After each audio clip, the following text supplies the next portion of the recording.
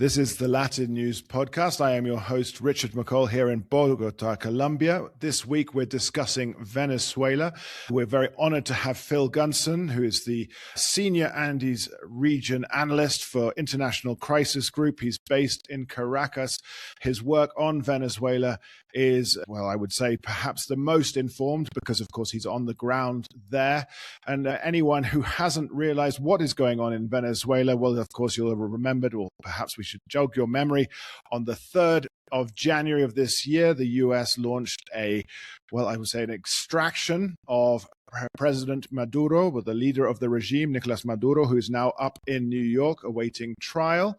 And Delcy Rodríguez has been sworn in as the interim president at this moment in time. But of course, to put it into context, 7.9 million Venezuelans have fled that country, and 27.7% of the remaining population in the country requires humanitarian assistance due to collapsed public services. Of course, a lot is going on at the moment about the US, I guess they say taking over the oil industry, or a very ambitious plan. So I won't keep on talking. Phil, welcome on the LatinNews Podcast. Perhaps you could give us a little bit of a feeling of what is life on the ground there in Caracas. Thank you, Richard. It's a pleasure to be with you. It's actually pretty quiet here. I mean, if you parachuted in without knowing anything about what's been going on, and if you knew, Venezuela from the past, you wouldn't really notice that much difference. I mean, people are going about their normal business. So, obviously there's a different atmosphere when you talk to people. I think what most people regard as a kind of cautious optimism. People are conscious that Maduro is gone, which is a matter of great celebration for the majority of the population. But at the same time, most of his team is still intact, led, as you were saying, by his former Vice President, Delcy Rodríguez. And so, a lot of things have moved, and the most prominent of those things, I suppose, would be, number one, the release of hundreds of political prisoners, which is to be celebrated, and a massive reform of the legal framework for the oil industry, the hydrocarbons law. So these are the kind of that two, at least, of the main headlines of what's happened since January the 3rd, which has been a period very, very strange for those of us who've been in Venezuela for a long time. We have a government that has, ever since the days of Hugo Chavez, who came to power in 1999, claimed to be, running a socialist revolution. Anti-imperialism was the watchword. They had nothing good to say about Uncle Sam, and all of a sudden it's all sweetness and light, not just with the US, but also, for example, with the Europeans or the other US allies. They talk about the diplomacy of peace. They talk about working hand in hand with Washington and so on. So it's a little bit, we're suffering a little bit from whiplash here in terms of, how did that happen? These are the same people, but they're talking completely different language.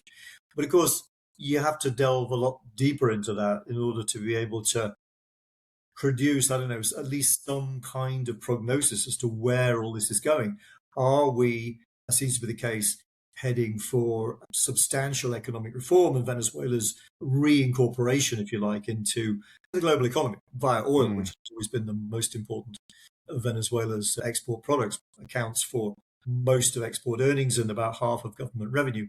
We're obviously, we're going for that. But the 3-point plan that US Secretary of State Marco Rubio announced after the US carried out this astonishing raid on the 3rd of January involves not only economic stabilization and then recovery, but also a plan for political transition. And that's where, the big question mark hangs over all of this. Is Delcy Rodríguez, her brother Jorge as well, who's in charge of the National Assembly, the Venezuelan Parliament, they're talking of a new era, a new phase of cooperation, so on. Do they really intend, or are they prepared for this to end up with a genuine political transition in which clearly they could end up losing power? It, as you said, whiplash might be the perfect word for this indeed. I mean, in the space of one very long night when we were all watching what was going on, I remain intrigued at how Delcy Rodríguez has managed this so far, because she seems to do just enough to keep the US on side, and then, of course, sell a different story back home, again, with sort of as you mentioned, the release of the political prisoners. But at the same time, there was a slight there's also a pushback to the US. So it's sort of both sides. How do you see this as well? Yeah, it's a real balancing act. And I think that's well understood in Washington. I've just come back from Washington. And I think, policymakers, politicians on both sides of the aisle in Washington are very clear that, they're not too bothered about Delcy maintaining the revolutionary rhetoric. It's not a question of what she says, it's what she does. So they realize that, she has hardliners on her side. She's no moderate herself, of course, but she has hardliners with guns on her side, many of whom fear that if there was a genuine political transition, they might well end up in jail or even worse, and would certainly lose power, influence, and the booty that they've accumulated over all these years. And as I say, they have guns. And she doesn't. So the question is, there's guns on the US side, as we saw very clearly in the early hours of January the 3rd, and they're capable of basically humiliating the Venezuelan armed forces and coming in and grabbing whoever they want, it would appear. Of course, you can't guarantee that if you do it a second time, the element of surprise, of course, has been lost. It would have to be done presumably rather differently. But the other issue there, as far as the external pressure from the US is concerned, is that the fleet, of course, is being dispersed. The aircraft carrier that was at the center of it is back in the Middle East.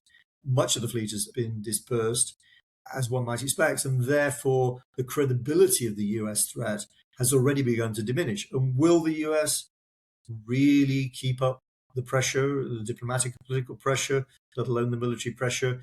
Is Donald Trump, does he care whether Venezuela becomes a democracy or not? Probably not. Although Secretary of State Marco Rubio, yes, he does certainly appear to. So, there's this curious kind of air of cooperation at the moment, but there's no guarantee that as things go on and as we get closer to the point at which the government has to decide, well, do we really go for a political opening or not?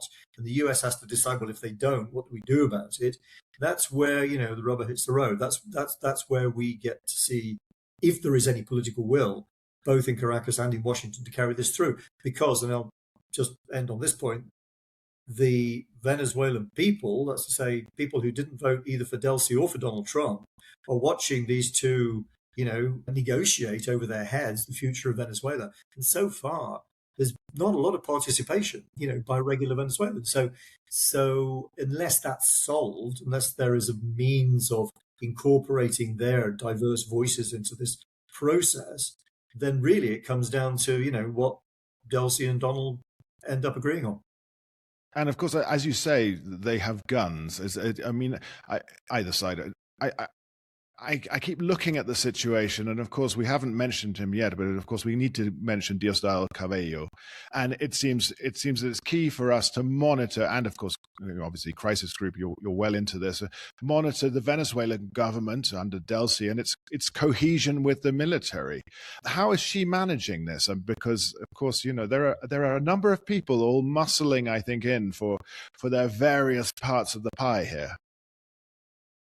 Yeah, I talked loosely about the people with the guns, and you mentioned Diosdado Cabello, who is the Interior Minister, has been the Interior Minister since Maduro stole the election in 2024. As Interior Minister, he controls the police, controls a large chunk of the intelligence services. He's a guy who, with Hugo Chavez back in 1992, tried to overthrow the democratically elected government of Carlos Andrés Pérez. He is generally regarded as the top hardliner. And of course, he has means and motivation when it comes to attempting to derail this process or prevent it emerging as a full-scale political transition, because he's wanted. I mean, there's a $25 million bounty on his head by the US. No doubt the International Criminal Court, if it ever gets around to indicting anybody over the Venezuela case it's been looking at for years, I'm sure he'd be probably close to the top of the list. So he's really got no... the idea of a political transition is naturally to him. Then, of course, you have General Vladimir Padrino, who's the defense minister, has been defense minister over a decade. He controls the armed forces. They were, of course, humiliated when it came to defending against an external enemy at the beginning of January. But over the year, and part of the reason why is, of course, that not only that they're terribly corrupt and inefficient, but also that they have really become focused on the enemy within. I mean, they're more of a gendarmerie to keep Chavismo in power. So there they are. Now, how is Delcy coping with that? I mean, of course, it's hard to say because we don't know what they say to each other behind closed doors. But when we talk to people who are, who've been present in meetings where, for example, Delcy Rodríguez and Diosdado Cabello are both present, both speaking, relating to each other, talking to each other, they watch clearly, very closely for any clues that there's strain between the two of them. I mean, what's the body language like? How do they address each other and so on? So far, it appears they're on the same page. And that leads me to believe that Delcy has been able to convince them so far of two things, I suppose. One is we're really not intending to go that far, so you don't need to worry. But the other thing is we think we've got the US, we can manage the US, we can manage their demands.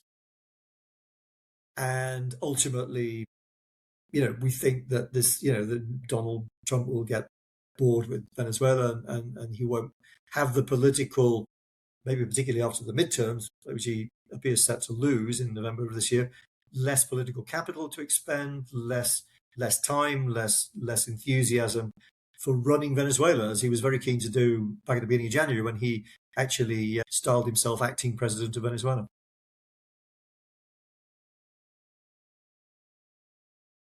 It's a situation that's so very interesting because, of course, it's balanced. Everything comes back to this issue of balance.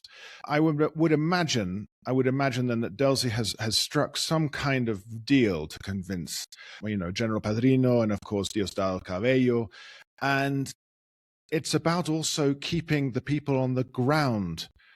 Well, I mean, keeping them contented, not happy, but contented. And I think obviously all of this chatter about the US plunging in investment into the oil industry and bringing it back into the sort of global economy, as you said, the people, Venezuelans in general, are going to need to start seeing a return to Venezuela of some of this capital, of some of the oil capital. How do you see this developing, Phil? Yeah, it's fairly simple to achieve the stabilization of the economy. And the other day, Marco Rubio was essentially saying, well, we've done that. That's handled. We've taken control of the external accounts, essentially. I mean, or most of it, oil accounts for so much of what Venezuela earns that when you assume control of oil exports, as the US has done, and you channel the money, then you can achieve a turnaround fairly fast, because Venezuela, of course, was selling oil at massive discounts to buyers in Asia, mostly up until the 3rd of January. And now it's being sold via brokers selected by the US at more or less, international market prices. So the first thing that happened is around $300 million of the proceeds came back into Venezuela, channeled through private banks, sold to the private sector at more or less market rates.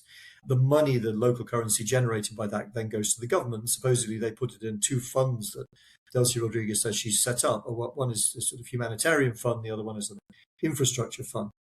So what that's done is that it's dampened inflationary expectations. Inflation here is still running at around 600%. It's an annualized rate, which is massive. And of course, especially when people are on poverty, starvation wages, a lot of people just can't put food on the table. And prices going up 600% a year is just devastating. So at least, I mean, inflation, I don't think you can say it's been brought under control, but at least we're not heading for hyperinflation, which we were towards the end of last year. And as a result of that, that's the other way around. I mean, I was going to say as a result, but in fact, the other impact has been the impact on the exchange rate. I mean, the price of the dollar in local currency terms is obviously going through the roof. Nobody wants bolívares in their pockets. Everybody wants dollars, and there aren't any dollars. So the fact that some came in brought the price a little bit under control. I mean, it came down quite a bit in the first week or so. It's gone back up since then, but at least it's not deteriorating at the same rate as it was. But what that doesn't mean is that ordinary folk are seeing the benefits in terms of, when they go grocery shopping. It's still extremely depressing. And the impact on that level is going to take months, I think. And there's no guarantee that it will, that Venezuela will end up with a healthy economy at the end of the day, even if the worst possible outcome that we were staring in the face at the turn of the year, that doesn't seem to be going to happen. But then there's the longer term issue of will the capital that's needed to recover the Venezuelan economy come in? And we are talking about tens of billions of dollars over a decade, at least, just to recover the oil industry. But then you also have to think of the billions needed for electricity, water, roads, hospitals, schools, the internet, telecommunications, all this sort of stuff, which is, extremely deteriorated. Power cuts are frequent. Where I live, we only have 2 days of mains water a week, for example. So where's that money going to come from? Some of it could come from multilaterals, potentially. I'm talking about the infrastructure money in particular.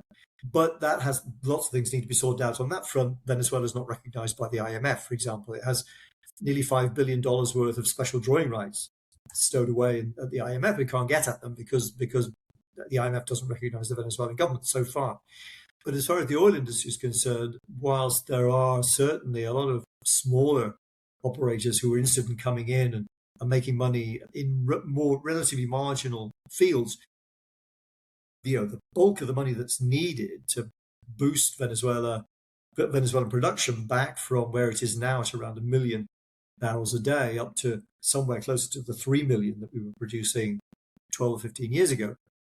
That is a much bigger question. Exxon and I believe some others are sending in teams to look at the situation, but they have not been optimistic so far, because the fact is, it's not just a question of the money you need to spend just to to upgrade the system so that it'll actually work again, you produce. But it's also the legal framework. There's no legitimate elected government. The institutions don't work. They're not autonomous. The judiciary is not autonomous and so on. So it's not an appealing place to put your money. And there are lots of other places, if you happen to have $10 billion in your back pocket, that you might wish to put it to greater effect. It doesn't bode well, does it? It doesn't sound all that positive when you're looking at the sort of the grand scheme of things, the money required to re-enter, let's say, global markets, and of course Venezuela's complicated debts. I was reading up to sort of $200 billion, and so even getting out back into this global market would require significant economic or financial somersaults. And as you said, Exxon coming down to study, Chevron, of course, are there, but will they stay and expand slowly? Is that what we could look at? Is that something we could say that's positive? Yeah, Chevron are here. They never went away, unlike Exxon, Conoco, but they've made it clear that they are prepared to expand production. They, I think, produce something like 250,000 barrels a day at the moment. They can certainly boost that, and that will help overall. But they've also said that they're not going to bring in fresh capital. They're going to fund any expansion from profits that they're making from what they produce now.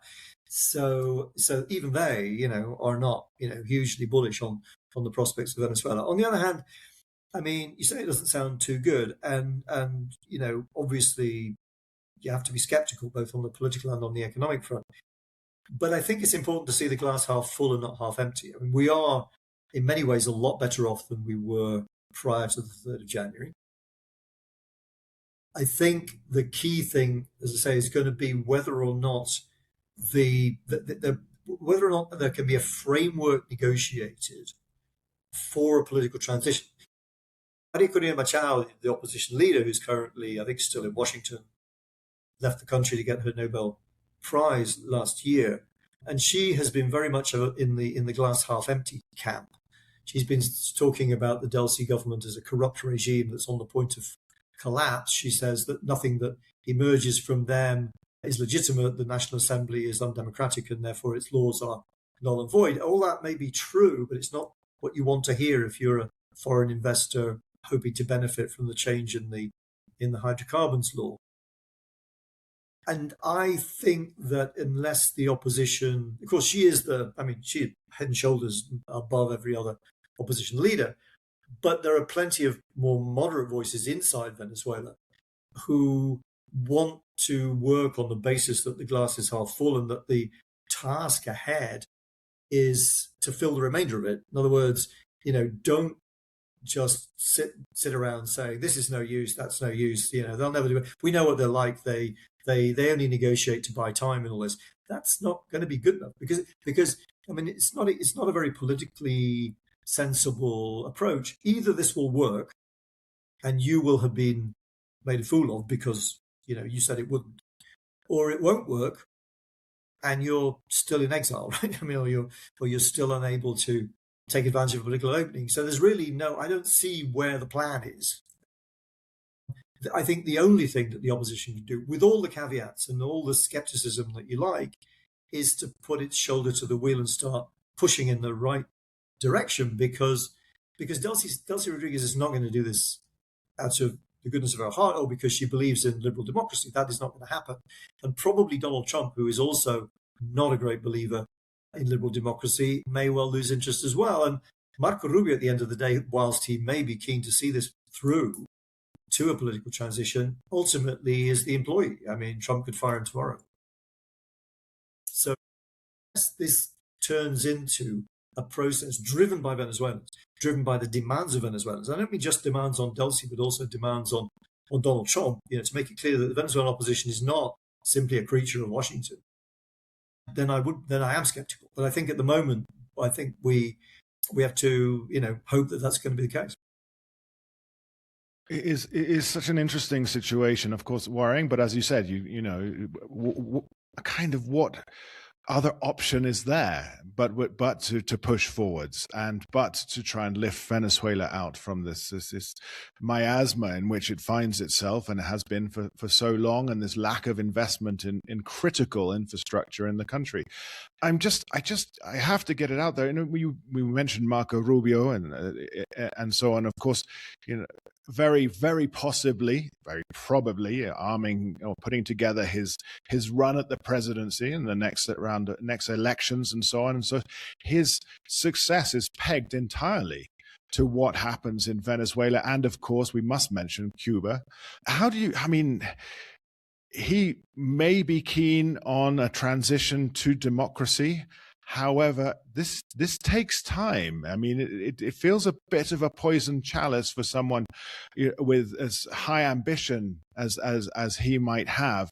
Also, my concern when we're thinking somewhat cynically is that U.S. policy overall really isn't consistent with long-term institution building that I would suggest might be what Venezuela really needs right now. So I mean, I want to be positive. I want to know that we're going to move forward. But again, anything is better than what was prior to December the 3rd, I suppose. We are moving in the right direction. You have María Corina Machado still on a world stage, still making the right noises. But at the same time, she's saying that she's going to return to Venezuela quite soon. What do we expect about her return to the country? I mean, how do we expect? I mean, Delcy can't throw her in jail, surely. No, I think that's unlikely. I mean, I'm sure that the US will say, make it very clear that's not to happen. But of course, Washington doesn't really want María Corina to return, for the time being at least, because they regard her presence as potentially destabilizing. The government, Delcy Rodríguez and Cabello and other people in the government have made it very clear that she and the people around her are not included in the political amnesty, for example. Delcy has said that if María Corina returns, she'll have to face the consequences because they argue that, she is essentially a traitor because she asked for US military intervention, because she's called for sanctions. And of course, it's going to be very awkward if and when she does return, because those threats may turn out to be empty, at least in the first instance. María Corina may start to do what she does very effectively, which is campaign around the country, and the government will be faced with this very critical dilemma. I mean, it's a sort of intensification of the dilemma it already faces. In other words, do you go along with the political opening in the hope that it won't ultimately cost you your job and possibly land you in jail? Or do you put the brakes on and risk the retaliation of the United States? María Corina coming back accelerates that whole process and makes it a much more intense dilemma. I think the US has been sending the strongest possible hints to María Corina, that her presence is not what we need to see right now. There are people close to her, inside Venezuela who, could operate on her behalf. Obviously not her, and she's inactive, but there are people here who could be her representatives.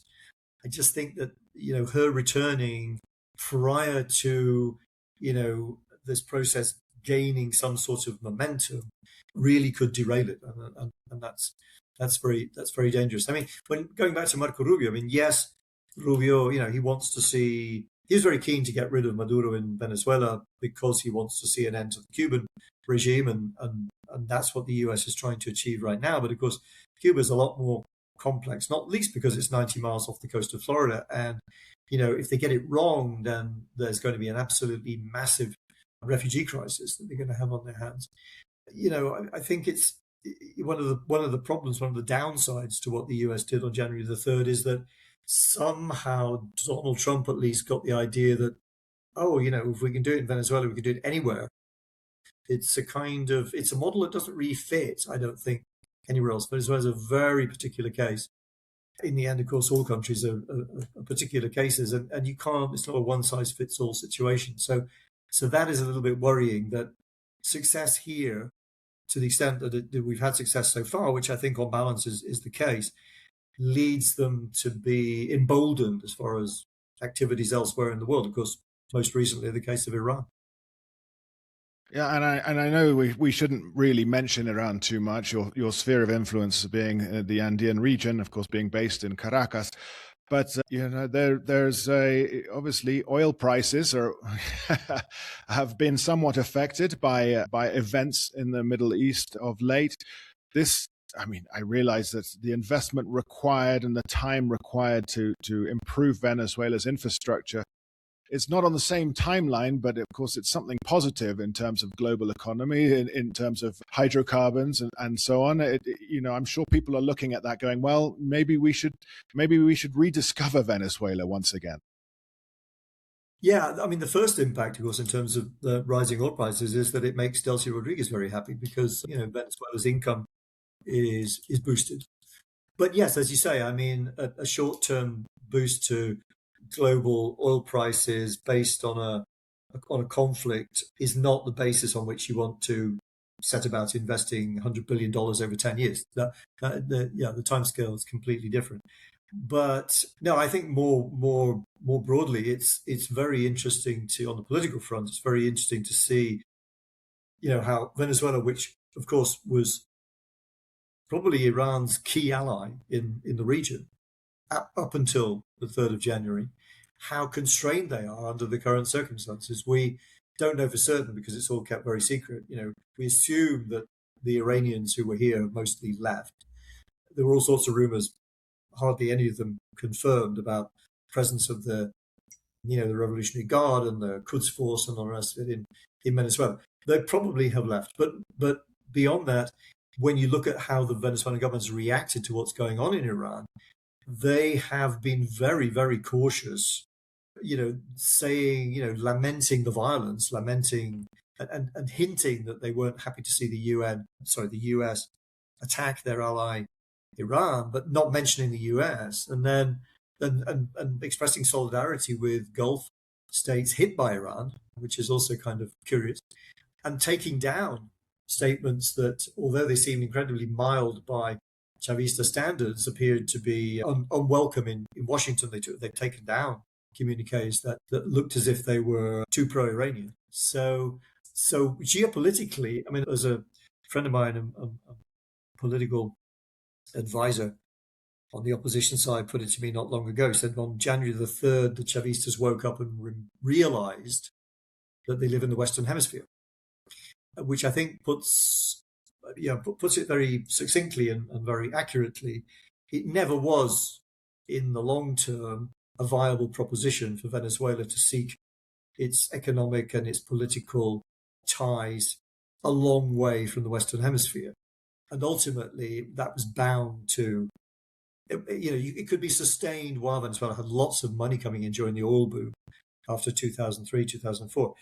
But really, long term, it makes no geopolitical sense. So, of course, as our compatriot John Maynard Keynes once said, in the long term, we're all dead. So So, but fortunately in this case, the long term appears to come a little sooner than that, and we're still alive. So there's a considerable shift, and that, regardless of what happens in terms of the restoration of Venezuelan institutions and democracy and human rights and so on, it does seem that in terms of relations with the US, that particular experiment is over, right? The one that Hugo Chavez inaugurated at the beginning of the 21st century.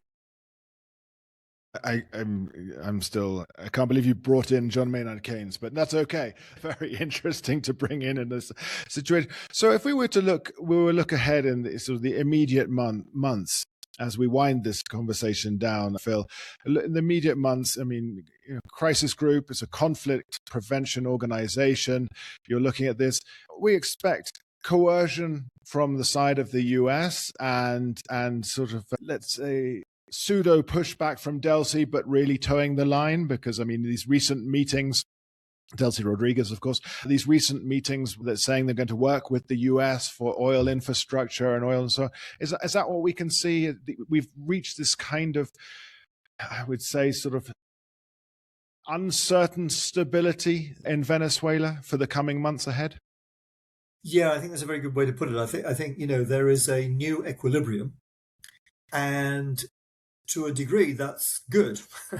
I mean, it's a lot better than the prior 6 months where we were watching the huge buildup of the military in the Caribbean and expecting at any moment to be bombed out of our beds. So, this equilibrium is good to a point, but there's a tremendous danger that it simply becomes the new normal. And, what the political scientists like to call authoritarian consolidation takes over. That neither the government here nor the government in Washington want to push political reform because it's destabilizing. The argument against that, of course, is the one that Marco Rubio himself has put in recent days. You can't have an economic recovery without a legitimate set of institutions, because people won't bring in the amount of money that's needed if your institutions don't guarantee the safety of their staff, their personnel, but also their investment. And so, Marco Rubio argues, and it's a powerful point, that there has to be political reform and there have to be stable and independent institutions, because otherwise the economy will never recover. It will remain at this stable but very unappealing level where, some people, very, very tiny portion of the population live very well, and a vast majority, I mean, you mentioned, I think, more than a quarter of the population, according to UN estimates, are in need of food aid. I mean, this is terrible. In a country that, let's not forget, Venezuela for much of the 20th century was pretty much the richest in terms of per capita GDP in the whole of Latin America. Its currency was more stable than anything except the Swiss franc and the Japanese yen at the time. And it all started to go wrong at the beginning of the 1980s, and it's never recovered. It's just been one blow after another. Will we ever get back to some semblance of where we were in the mid to late 20th century? Who knows? But the only way to do that is through political reform, because unless we start to see a situation in which people, for example, are appointed on the basis of talent and not political loyalty. That's one of the things that's gone wrong here. I think Delcy is perfectly prepared to be an economic reformer and to open up the economy, but that's only going to go so far, if she's not prepared to push on the political front. And of course, the danger there is that if she does decide to do that, her personal future may be put in jeopardy. I can certainly see that. I mean, there's no security at all that she's president of Venezuela this time next year. That's the absolute reality of it. Anything could almost happen, and I'm sure there are plenty of people waiting in the shadows to perhaps take over and, of course, secure their roles and of course, look after number one. Of course, they've been getting very rich in these last years and so on and so forth. So I think Venezuela is always one to watch.